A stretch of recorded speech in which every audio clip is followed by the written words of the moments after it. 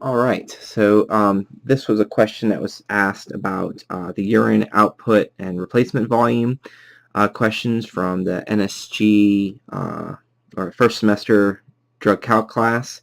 So the first question was, for every 125 milliliters of urine output, replace with 40 milliliters of water via PEG tube every 4 hours. If urine output for the last 4 hours is 500 milliliters, fluid replacement volume would be what? So this is how you set this up. I'm just going to show you a simple way. There's a couple different ways that you could probably approach this, but the way I recommend is take your final output, the 400 milliliters, over your original output, which was the 125 milliliters. I'm sorry, not 400, it was 500. And you're going to multiply that by the replacement volume. In this case, it was 40 milliliters. Okay. And then what you're going to get is 125 goes into 500 4 times. 4 times 40 is 160 milliliters is the replacement volume.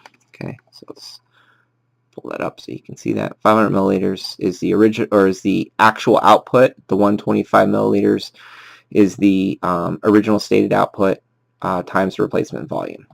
For the next question, it's the same basic question. It says 100 milliliters urine output replaced with 30 milliliters if the actual is 400. So you're going to set it up exactly the same way. So 400 milliliters over the 100 milliliters times the 30 milliliters, which is the replacement volume, and you're going to get 120 milliliters for the replacement volume. Hopefully that was helpful. I'll put that up for you. You can see.